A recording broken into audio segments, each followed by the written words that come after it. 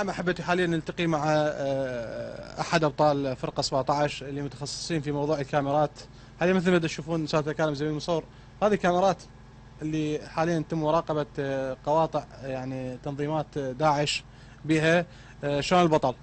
الله يحفظك حبيبي. انتم يطلقون عليه قناص الهوى، ليش يطلقون عليك هذا اللقب؟ قناص الهوى يطلقون عليه قناص الهوى لان اصاباته دقيقه ويعني على راس العدو، هذا الشيء. زين، شنو الموقف حاليا؟ القطعات اللي عندكم حاليا ايش قد مسافه عن هذا التصوير اللي حاليا هسه الكاميرا مشتغله عليه دايره؟ ما يقارب، بعد عني يعني عن العدو تقريبا 700. اي نعم. خط الصد مالكم اي نعم. الخط الاولي. الخط الاولي نعم. الخط الاولي كالساتر يعني قصدك 450 متر بالضبط. 450 نعم. زين، حاليا هسه هذه الكاميرا انت اللي تراقب يعني اي حركه اي شغل. هسه احنا هذه العتله مالتها، حاليا الكاميرا هذه بكل الاتجاهات تتحرك. اي نعم كل الاتجاهات. زين، نعم. شنو الحركه اليوم مال القاطع؟ هم هسه هم مكسورين يعني من بادين بيد، يعني حتى اللي يريد يمشي هسه مثلا بالشارع يعبر من هاي الصفحه لهاي الصفحه يركض يعني ركض بس. هسه احنا حاليا تم استهداف عدد كبير، وكنا يا سيد قائد فرقه وياك احنا طبعا الشغل اللي اشتغلتوه اليوم وهاي العمليه اللي باشرتوا بها من صباح اليوم، احنا وياكم من الصباح لحد هاي اللحظه وحاليا وقت العصر. يعني هاي ايش قد المسافه تقريبا اللي بقت عندكم؟ هاي اللي بقت عندنا اقل 300 متر، ما بين 300 اقل 300. اكيد هاي كلها عبوات. اي نعم كلها عبوات مزروعه هنا. هذا الخط اللي امام مالتهم هي تعويقيه لا اكثر ولا اقل. اي نعم هنا بس هم يعني مكسورين حيل.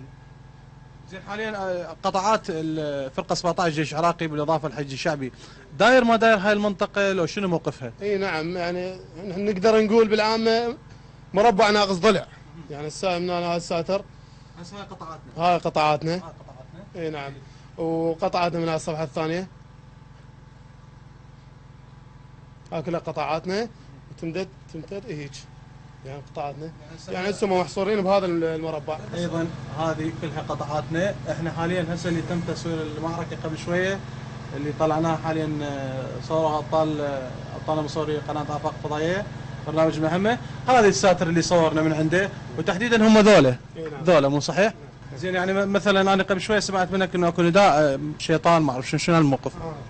ينادون مثلا اذا واحد يريد يمشي او سياره تريد تعبر، ينادي مثلا الامير مالتهم ما اعرف شنو، يقول له دير بالك الشيطان لا يشوفك، يعني عليه.